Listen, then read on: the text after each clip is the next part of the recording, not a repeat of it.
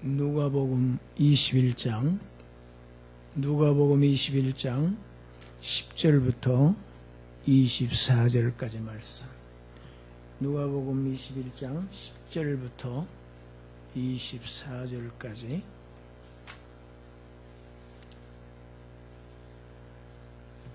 (19절까지는) 제가 읽고 나머지 5절은 함께 읽겠습니다. 또 이르시되 민족이 민족을, 나라가 나라를 대적하여 일어나겠고, 곳곳에 큰 지진과 기근과 전염병이 있겠고, 또 무서운 일과 하늘로부터 큰 징조들이 있으리라. 이 모든 일 전에 내 이름으로 말미암아 너희에게 손을 대어 박해하며 회당과 옥에 넘겨주며 임금들과 집권자들 앞에 끌려가려니와 이 일이 도리어 너희에게 증거가 되리라. 이러므로 너희는 변명할 것을 미리 궁리하지 않도록 명심하라. 내가 너희의 모든 대적이 능히 대항하거나 변박할 수 없는 구변과 지혜를 너희에게 주리라. 심지어 부모와 형제와 친척과 벗이 너희를 넘겨주어 너희 중에 몇을 죽이게 하겠고, 또 너희가 내 이름으로 말미암아 모든 사람에게 미움을 받을 것이나 너희 머리털 하나도 상하지 아니하리라. 너희의 인내로 너희 영혼을 얻으리라. 20절입니다. 너희가 예루살렘이 군대들에게 에워싸이는 것을 보거든 그 멸망이 가까운 줄을 알라. 그때에 유대에 있는 자들은 산으로 도망갈 것이며 성내에 있는 자들은 나갈 것이며 촌에 있는 자들은 그리로 들어가지 말지어다. 이 날들은 기록된 모든 것을 이루는 징벌의 날이니라. 그날에는 아이 벤 자들과 젖 먹이는 자들에게 화가 있으리니 이는 땅에 큰 환난과 이 백성에게 진노가 있겠음이로다. 그들이 칼날에 죽임을 당하며 모든 이방에 사로잡혀 가겠고, 예루살렘은 이방인의 때가 차기까지 이방인들에게 밟히리라. 아멘. 같이 제목을 읽어봅시다. 이 날들은 징벌의 날들이니라. 이 날들은 징벌의 날들이니라. 제가 지난 주일 설교에 예루살렘 성전이 무너지는 때, 시기와 또 그때 일어날 징조들에 대해서 제자들이 한 질문에 예수님께서 첫 번째 징조인 거짓 그리스도가 나와서 미혹할 것, 그리고 두 번째 징조로 전쟁과 소요가 있겠지만 두려워하지 말라고 하신 것을 제가 말씀을 전했습니다. 그런 일들이 먼저 일어나야 하겠지만 너희들이 생각하는 것처럼 세상의 끝이 바로 금방 오는 것은 아니라고 제자들의 오해를 정정해 주시는 말씀입니다. 그 말씀이 9절 하반절이죠. 두려워하지 말라. 이 일이 먼저 있어야 하되 끝은 곧 되지 아니하리라. 그러니까 예루살렘의 멸망이 곧 세상 끝 종말을 가져오는 것하고는 시간적인 여유가 상당히 있다는 것을 지금 주님이 말씀하고 있습니다. 그래서 제자들의 오해를 지금 고쳐주고 계시는 것이죠. 오늘 본문 10절부터의 말씀도 1차적으로 AD 70년에 있을 예루살렘 멸망의 징조입니다. 물론 이 본문을 여러 가지로 다르게 해석하는 경우들이 상당히 있습니다. 상당히 해석이 분분합니다. 이 절은 종말이다. 이 절은 예루살렘 AD 70년 사건이다. 이렇게 또 구별하기도 하고 또 중첩되어 있다. 이렇게 해석하기도 합니다만은 본문의 문맥을 중심으로 또 단어를 중심으로 그때의 정황을 중심으로 해보면 오늘 본문 10절부터 24절까지는 예루살렘의 멸망을 얘기하신 것이 분명해 보입니다. 지난주에 또 말씀드렸습니다. 예루살렘 멸망 직전에 로마 제국의 각처에서 민족과 민족들 간의 유혈 참사가 아주 많이 일어났다는 것을 제가 설명드렸습니다.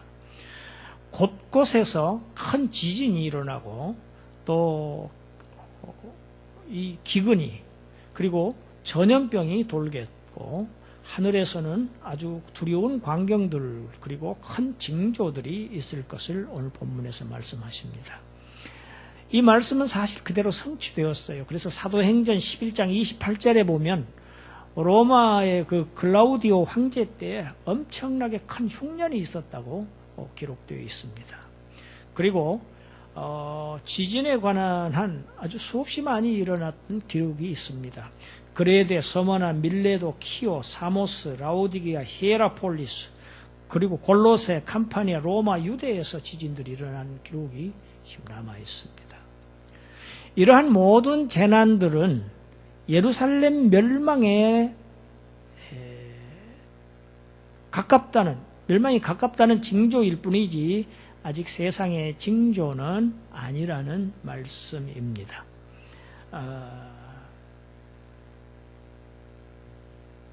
시작일 뿐이다. 그리고 12절, 13절에서 이런 일들이 일어나기 전에 먼저 제자들이, 지금 예수님의 메시지의 수신자들은 제자들입니다. 제자들이 너희가 회당과 감옥에 넘겨질 것이다. 그래서 임금들과 집권자들 앞에 끌려갈 것인데 바로 이 사실이 너희가 나의 참된 제자라는 증거가 될 것이다. 이렇게 말씀합니다. 불신자들은 감옥에 갈 리가 없지요. 회당에 끌려갈 일이 없습니다. 그리고 유대교에서 기독교로 개종했다 할지라도 나중에 회유에 못 이겨서 또 그 인내하지 못해서 배반하고 다시 돌아간 배교자들에게는 이러한 박해가 있을 수 없습니다. 그러나 제자들에게는 감옥에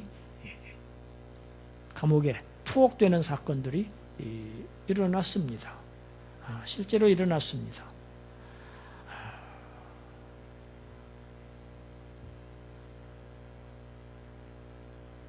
그러나 너희들이 끌려갈지라도 그들 앞에서 재판을 받을 때 무슨 말로 내가 나를 변론할까 이런 것을 궁리하지 말라고 말씀하십니다. 왜냐하면 그때가 되면 성령께서 너희에게 상대방이 반박할 수 없는 그러한 완벽한 구변과 지혜를 주실 것이다. 이렇게 본문이 말씀합니다. 그리고 16절부터 9절까지는 더욱 심각한 상황을 말씀합니다. 심지어 가족들에게도 배신을 당할, 가족들이 등을 돌릴 것이다. 나의 제자들은. 그리고 친한 친구들이 오히려 너희를 넘겨주어서 죽게 할 것이다. 죽음에 넘겨줄 것이다. 여러분 자신에게 엄청난 큰 불이익이 돌아오거나 불행이 닥친다고 하면 이제 이렇게 친구도 넘겨주고 가족도 넘겨주는 이러한 현상을 지금 말씀합니다. 그리고 많은 사람들로부터 미움을 받을 것이지만 너희 머리털 하나도 상하지 아니하리라 이렇게 말씀합니다. 너희 머리털 하나도 상하지 아니하리라 하는 이 말씀, 28절의 말씀에 대해서 굉장히 상반된 견해들이 있습니다. 역시 이 종말로는 견해들이 다양합니다. 그런데 제가 보기에 이 말씀은 16절과 19절을 같이 보아야 이 연관된 그 성경 구절로 보입니다. 16절에서는 부모, 형제, 친척, 벗이 너희를 넘겨주어서 몇 사람은 그 중에서 죽임을 당할 것을 이미 말씀하셨어요. 그런데 머리털 끝 하나도 상하지 않을 것이다, 생명이 온전하게 보존될 것이다 하면 앞뒤가 맞지 않습니다. 그리고 19절을 보면 상하지 아니하리라 하는 말씀을 보완하는 말씀이 있어요. 19절 같이 한번 읽어보겠습니다. 너희의 인내로 너희 영혼을 얻으리라. 분명히 영혼은 푸시케라고 하는 생명의 그 본질적인 부분을 얘기하는 단어입니다. 이 육적 생명을 겉에 드러난 생명을 얘기하는 부분이 아닙니다. 단어가 아닙니다. 이 푸시케라고 하는 단어는. 그래서 영혼, 마음, 이런 아주 근본적인 목숨을 얘기하는 것이지, 이 육적 생명, 육적 생명은 비오스라고 하는 단어를 썼어요. 성경에서.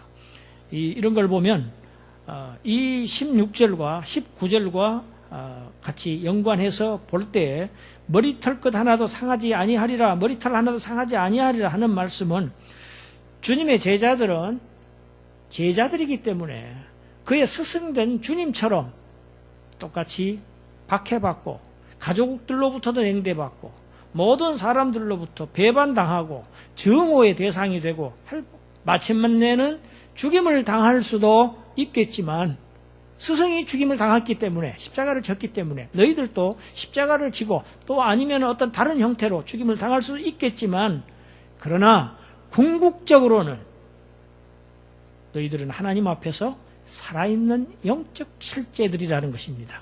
하나님 앞에서 살아있는 자들이라는 것입니다. 육체는 비록 죽을지라도 그들의 영혼은 하나님 앞에서 산 자들이라는 것을 설명한다고 우리가 이해해야 문맥상 오해가 없으리라고 봅니다. 이 말씀대로 되었습니다. 예수 그리스도의 승천 이후에 사도들 간에서 순교자들이 많이 나왔습니다. 예수님의 제자들 다 죽었습니다. 우리가 아는 대로 1차 순교자는 야고보입니다. 예수님의 첫 동생이지요. 예수님 당시에는 믿지 않았습니다. 그런데 예수님 사후에 예루살렘 교회에 그 아주 중요한 직책을 맡았습니다. 아주 대표자였지요. 이 야고보가 제일 먼저 순교를 당했습니다. 그리고 베드로도 투옥되어서 결국은 십자가에 거꾸로 매달려서 순교를 당했고, 요한도 아주 반모섬에 갖다 내던져졌습니다. 반모섬에 갖다 유배를 시킨다는 것은 거기 가면 죽게 되어 있습니다. 죽으라는 얘기입니다. 제가 가보았습니다. 그건 바위로 된 자그마한 섬입니다. 거기서는 생존할 수가 없는 곳입니다. 그런데 요한은 거기서 죽지 않았습니다. 던져져서. 그래서 요한은 자연사했습니다.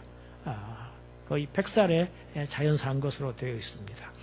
수많은 사도들이 옥에 갇히고 순교하고, 우리가 잘 아는 대로 사도 바울도 마침내 순교하고 말았습니다. 이 말씀이 그대로 이루어집니다. 제자들은 각오를 해야만 한다는 것입니다. 나를 따르는 자들은 나처럼 나와 같은, 아니면 나와보다 더 혹독한 운명을, 시련을 겪게 될 것이라는 것을 주님께서 미리서 그들에게 말씀하시고 준비시키시는 과정으로 봅니다. 그래서 요한계시록에도 보면 성령께서 서머나교회 성도들에게 죽도록 충성하라는 말씀을 명하십니다. 죽도록 충성하라는 말씀은 죽더라도 충성하라는 말씀입니다. 죽음을 무릅쓰고라도 주님을 배반하지 말고 믿음을 견고하게 지키라는 말씀이 죽도록 충성하라는 말입니다. 아주 최선을 다하라 이런 정도의 이야기가 아닌 것입니다. 우리가 요한계시록 2장 10절 11절 같이 읽어보겠습니다. 너는 장차 받을 고난을 두려워하지 말라. 볼지어다 마귀가 장차 너희 가운데서 몇 사람을 옥에 던져 시험을 받게 하리니 너희가 10일 동안 환난을 받으리라. 내가 죽도록 충성하라. 그리하면 내가 생명의 관을 내게 주리라. 귀 있는 자는 성령이 교회들에게 하시는 말씀을 들을지어다. 이기는 자는 둘째 사망의 해를 받지 아니하리라. 머리털 하나도 상하지 아니하리라 하는 말씀이 요한계시록이 해석을 하고 있습니다. 너희는 육신은 죽임을 당할지라도 비록 하나님 앞에서 산 자들이기 때문에 너희는 둘째 사망의 해를 받지 아니한다는 겁니다. 영원한 죽음을 당하지 않는다는 것입니다. 둘째 사망을 해를 받지 않습니다. 그러나 지상에 있을 때 주님의 제자들은 열흘 동안은 환난을 받을 것이다. 짧은 기간입니다. 어느 기간 동안은 잘 것이다. 그러나 영원한 삶을 소유하게 될 것이다. 여러분, 요한계시록에 서머나 교회가 나옵니다. 서머나 교회의 감독이었던 폴리갑, 이 사도 바로 밑에 있는 사람들을 속사도라고 합니다. 속사도, 유명한 폴리갑도 순교를 당했습니다. 순교를 아주 당연히 죽을 자로 알고 순교를 당했어요. 황제가 회유를 했습니다. 내가 여기서 내가 그리스도를 믿지 않겠다고 얘기만 하면 내가 당장 지금 너를 풀어줄 수 있다. 여러분, 얼마나 솔깃한 것입니다. 유혹입니까? 죽음 앞에서. 그러나 폴리갑은 당당하게 얘기했습니다. 내 80수년 동안 우리 주님은 한 번도 나를 모른다고 하신 일이 없었다. 그런데 내가 어찌 지금에 와서 내가 주님을 모른다고 할 수 있겠는가? 이 말로 대답하고 장렬하게 순교를 했던 기록이 남아 있습니다.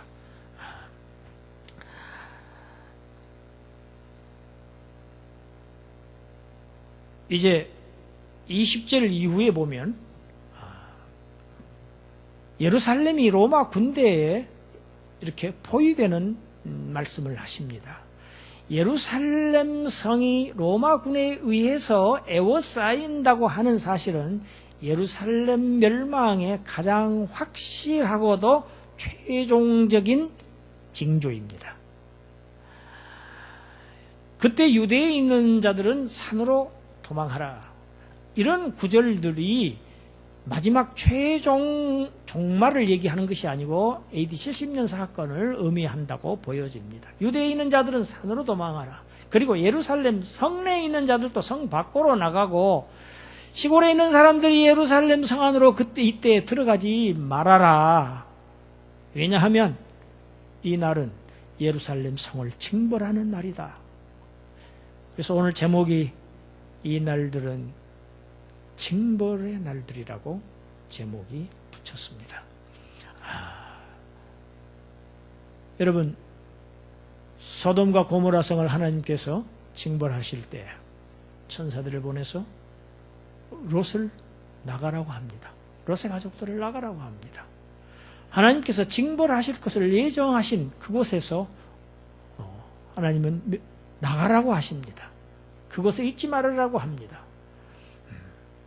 실제로 이 사건이 성취되었던 AD 70년 예루살렘 멸망했던 그때에 유대 기독교도들이 이 말씀을 생각하고 탈출해서 산을 넘어서 요단의 건너편 펠라라고 하는 곳에 도피를 해서 생명을 보존하였다고 합니다. 아이벤 자들 그리고 젖 먹이는 자들이 화를 당한다고 말씀하셨습니다. 이 말씀은 환난 때에는 이 세상에 얽힌 일이 많으면 많을수록 육체적으로 힘들 것을 말씀하고 있습니다. 우리가 가면 갈수록 간단하게 살아야 할 것을 말씀하고 있습니다. 너무 복잡하게 얽혀서 사는 것은 도움이 되지 않는다는 말씀입니다. 24절입니다. 그들이 칼날에 죽임을 당하며 모든 이방에 사로잡혀 가겠고. 예루살렘의 거민들의 얘기죠. 유대인들의 얘기입니다. 예루살렘은 이방인의 때가 차기까지 이방인들에게 밟히리라. 로마 군대가 AD 70년에 예루살렘 성에 도착한 것은 4월이었다고 합니다. 4월이었습니다. 기록을 보면. 그래서 성을 포위하고 5개월 동안 성을 포위한 상태로 있었습니다. 저는 광주 사태가 일어날 때 광주시를 이 군인들이 일주일 동안 완전히 포위해서 고립시켜 놓은 상태를 저는 그 안에서 경험을 했습니다. 이제 그 안에 있는 것을 먹고 끝나면 다 끝나는 것입니다. 외부의 통신도 다 끊었습니다. 그렇게 고립을 시켰던 것을 저는 경험했습니다.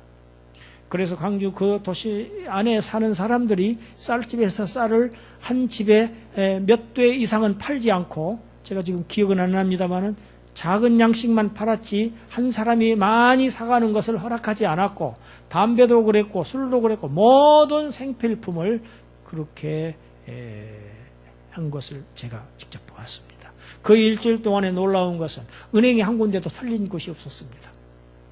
치안이 부재한 상태였습니다. 그 도시 안에서 평상시와 달리 강도, 강간, 절도 사건이 단 한 건도 일어나지 않았다는 것이 광주 시민들의 프라이드입니다. 대단한 일들이 일어났죠. 여러분, 로마 군대가 예루살렘을 4, 5개월 동안 포위했습니다. 그 안에서 어떠한 사건들이 일어났을지 유추할 수 있습니다. 성 안에서는 굶어 죽는 사람, 전염병에 죽는 사람들의 시체가 즐비했고, 식량이 없어서 여자가 자기의 자식을 죽여서 먹는 일까지 있었다는 기록이 있습니다. 심각합니다. 뿐만 아닙니다. 이 와중에 책임 소재를 놓고 잘했니 잘못했니 하고 따지고, 여러분 지금 이슬람의 시아파, 수니파가 서로 민족들끼리 부족 간에 서로 아주 학살을 하는 이런 전쟁이 지금 중동을 어지럽히고 있죠. 세상을 어지럽히고 있죠. 그것이 이슬람만 그러는 게 아닙니다. 이때 유대인들의 세 당파 서로 죽여서 100만여 명이 살해되어서 성전 안에까지도 시체가 나뒹굴었다고 합니다. 로마군이 예루살렘 안으로 진격해 들어간 것은 9월 8일이었습니다. 엊그제가 9월 8일이죠. 로마 군인들은 자비를 베풀지 않았습니다. 남녀노소 막론하고 다 학살했습니다. 처참했습니다. 그것을 유대의 사학자 요세푸스가 사기에 기록하고 있습니다. 요세푸스는 기독교도가 아닙니다. 그는 역사가의 눈으로 있는 사실을 사실대로 기록했을 뿐입니다. 그가 기록한 내용을 제가 읽어드리겠습니다. 예루살렘은 다시 하나님의 곳이 되기에 합당하지 않다.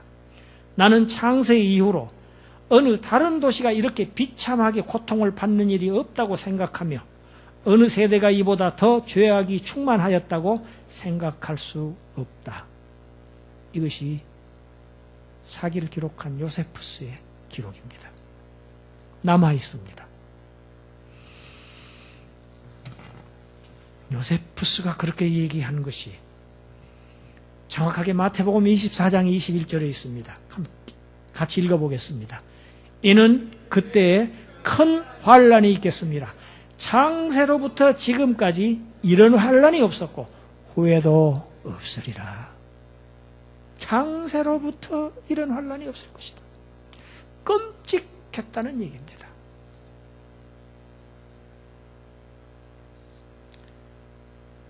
예루살렘은 역사적으로 많은 이방인들에게 짓밟혔습니다. 그 최초의 사건은 그들이 하나님 앞에 엄청난 영적인 죄악을 범해서, 도덕적인 죄가 아닙니다. 영적인 죄악을 범했습니다. 우상숭배의 죄를 범했습니다. 그 결과 그들을 바벨론 느부갓네살의 손에 붙여버리십니다. 그래서 바벨론 느부갓네살이 예루살렘을 함락한 때로부터를 이방인의 때로 봅니다. 그 이방인의 때는 이제 지금도 계속되고 있습니다. 예루살렘 성전에 가보면 지금도 유대인들은 들어가지도 못하고 그 안에는 이슬람의 모스크 사원이 건립되어 있습니다. 그래서 통곡의 벽 앞에 거기 서서 머리를 흔들면서 검정 옷을 입고 거기서 기도만 하고 있을 뿐이지 지금도 예루살렘은 이방인들에게 철저하게 밟히고 있는 상황입니다. 이 상황은 우리 주님께서 다시 오시는 재림의 시기까지 지속될 것이고 그것을 성경은 말하고 있습니다. 하나님의 징벌의 날, 이 날은 구약에서도 수없이 선지자들이 말하고 있습니다. 구약 선지자들은 크고 두려운 날이라고 표현하고 있습니다. 크고 두려운 날입니다. 성경은 이 세상 끝에도 이와 유사한 혹독한 시련과 환난의 시기가 닥쳐올 것을 요한계시록에서 암시하고 있습니다. 그것이 요한계시록 13장 이후에 적그리스도와 거짓 선지자의 등장입니다. 그들이 사탄의 역사를 얼마나 아주 포악하게 강력하게 이루려고 계획하는지 실천에 옮기는지를 계시록이 기록하고 있습니다. 그때 하나님의 백성들은 환난을 하나도 받지 않고 공중으로 들려서 휴거된다고 오늘 본문이 말씀하고 있지를 않습니다. 예수님께서 종말을 얘기할 때 그런 말씀을 한 말씀도 하시지 않고 있다는 사실이 중요합니다. 오히려 환난을 받는 것으로 너희들이 나의 참 제자인 것이 증명될 것이다. 그게 증거가 될 것이다. 이렇게 말씀하고 계십니다. 그게 13절입니다. 13절 같이 다시 한번 읽어보겠습니다. 13절이죠. 이 일이 도리어 너희에게 증거가 되리라. 환난을 받는 것이 도리어 증거가 될 것을 말씀하고 있습니다.